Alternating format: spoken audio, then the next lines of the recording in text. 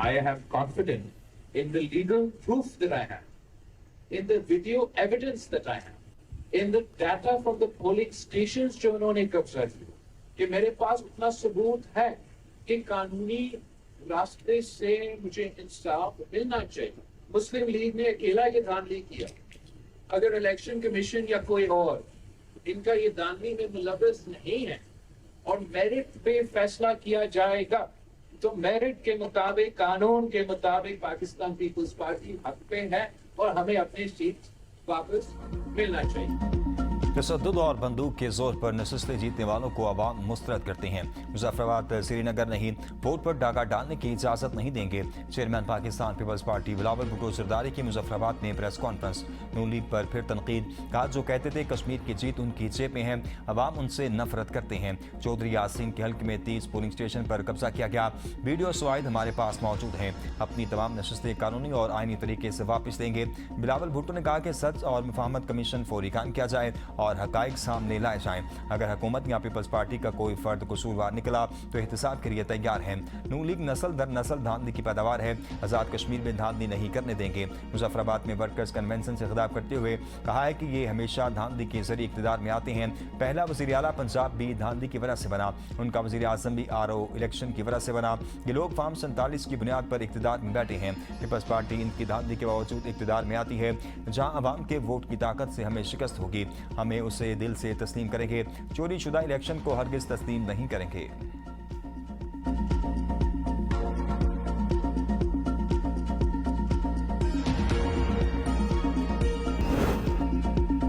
Peoples party के धांधली के इल्जामात पर मरियम नवाज ने क़यामत का वक्त पूछ लिया। कहा पीपल्स पार्टी जो धांधली की बारीक वारदात की मास्टर है, धांधली का रोना रो रही है। सोशल मीडिया पोस्ट में तंज करते हुए कहा आपके पास कारकर्दगी होती, गवर्नेंस होती, अवाम के लिए एजेंडा होता तो दूसरों पर हमलों में वक्त ज़ाया ना करते। सिंध में 17 साल हुकूमत के बावजूद बताने को कुछ नहीं था। अब धांधली का रोना नहीं, अपनी कारकर्दगी का जायजा लेना चाहिए। बिलावल भुट्टो आज़ाद कश्मीर में शिकस्त तस्लीम करें, सिंध की महरूमियाँ खत्म करने पर तवज्जो दें।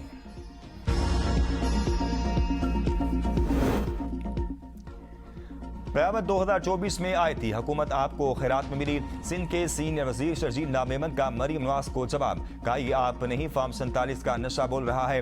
आप तनकीद बर्दाश्त नहीं कर सकती, मुखालिफिन को जेलों में डालती हैं। सियासी इख्तलाफात का हल आईनी और कानूनी फोरम्स पर मुमकिन। शफाफ इंतखाबात जमहूरियत पर आवाम के एतमाद के लिए नागुज़ीर है। इंतखाबी अमल पर एतराज़ात का कानूनी और आईनी तरीके से अज़ाला होना चाहिए। हमारा मुतालबा सिर्फ मुतासिर पोलिंग स्टेशन पर दोबारा वोटिंग कराने का है। ख्वाजा साद हफीज के बयान पर हर शख्स को अपनी राय देने का हक हासिल है। इख्तिलाफी राय जमहूरी अमल का हिस्सा है, इसे मस्बत अंदाज में लिया जाना चाहिए।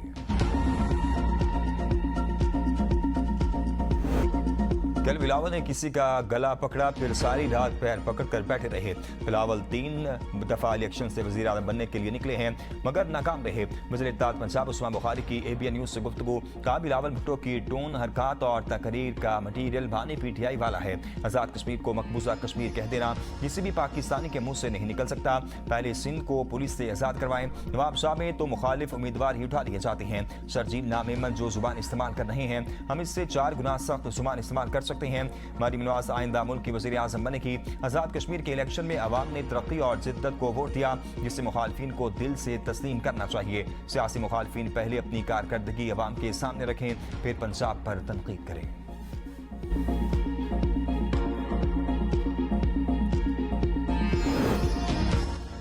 हमारे रोने धोने का बंदोबस्त करें वरना आपका रोना हमेशा के लिए होगा।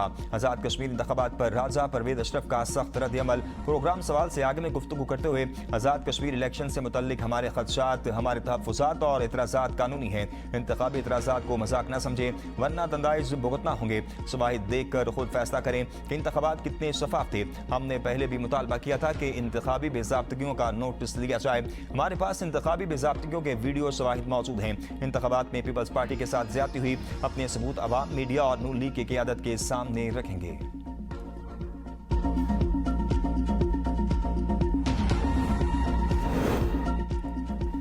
कश्मीर कश्मोर बनेगा ना लाहौर, कश्मीर कश्मीर ही रहेगा। नवाज शरीफ अब आज़ाद कश्मीर के वज़ीर आज़म बनना चाहते हैं। पीटीआई चेयरमैन बैरिस्टर गौहर की मीडिया से गुफ्तगू, कहा कश्मीर पाकिस्तान की शारक है और इस पर सियासी पॉइंट स्कोरिंग नहीं होनी चाहिए। पूरे आज़ाद कश्मीर में एक साथ एक ही दिन इलेक्शन होने चाहिए। इलेक्शन कमीशन शफाफ इंतखाबात को यकीनी बनाए। हम 5 अगस्त को पेशावर में जलसा करने जा रहे हैं। तारीखी टर्नआउट कम रहा और लोगों ने इस इलेक्शन को मुस्तरद किया है।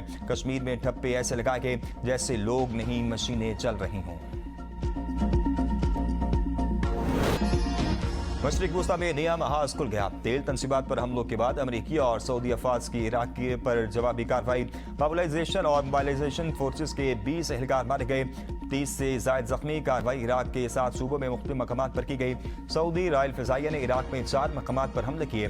बसरा, वास्त, करबला और नैनवा का मैदान शामिल। कार्रवाई में हथियारों के ज़खायर और लॉजिस्टिक मराकज़ को निशाना बनाया गया। सऊदी वज़ारत दिफा के तर्जुमान मेजर जनरल तुर्की अल-माल्की ने कहा कि मुमलिकत की मुसल्लह अफ़वाज ने इराक में उन अहदाफ को निशाना बनाया जो सऊदी अरब की अहम तेल तनसीबात पर हमलों में मुलव्विस अनासर से मुंसलिक थे। कार्रवाई कौमी सलामती, तवानाई के बुनियादी ढांचे और इक्तिसादी मफादात के तहफ़्फ़ुज़ के लिए की गई।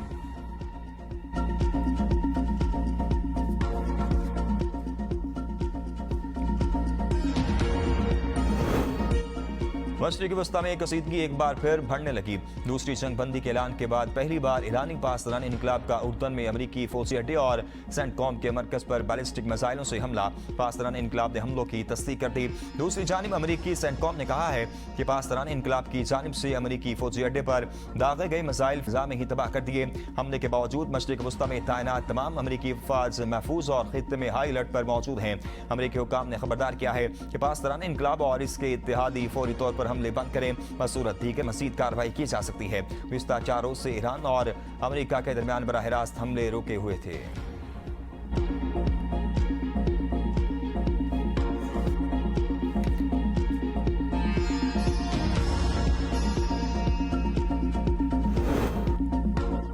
उर्दन में अमेरिकी फौजी अड्डे पर मिसाइल हमला। ट्रंप ने ईरान को कुचलने की धमकी दे दी। कहा अमेरिकी मफादात पर हमला करने वालों को नहीं छोड़ेंगे, ईरान को भरपूर जवाब दिया जाएगा। अमेरिकी फौज ने अचानक होने वाले हमलों के बावजूद चंद ही मिनटों में ईरानी बैलिस्टिक मिसाइल को हदफ तक पहुंचने से पहले तबाह कर दिया। इराक में ईरान नवाज मलेशियों के खिलाफ अमेरिका और सऊदी अरब की मुश्तरका कार्रवाइयाँ इराक की हुकूमत के ताउन से की गई। ईरान नवाज मलेशिया ग्रोह दुनिया के लिए कैंसर है। ईरानी प्रॉक्सी ग्रुपों के खिलाफ मज़ीद सख्त इक़दाम और इंतबाहात पर गौर किया जा रहा है।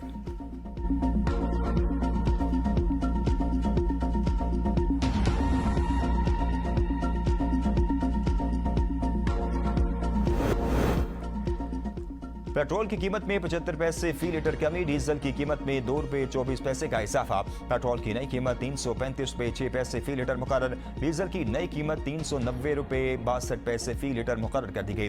19 रोज पेट्रोल 1 रुपये 63 पैसे महंगा किया गया था। मशरिक़ी वस्ता में कसीदगी। आलमी मार्केट में खाम तेल 8% महंगा। ब्रेंट क्रूड ऑयल की कीमत $91 फी बैरल, जबकि TI क्रूड ऑयल की कीमत $85 फी बैरल हो गई। पाकिस्तान में पेट्रोल और डीजल मजीद महंगे।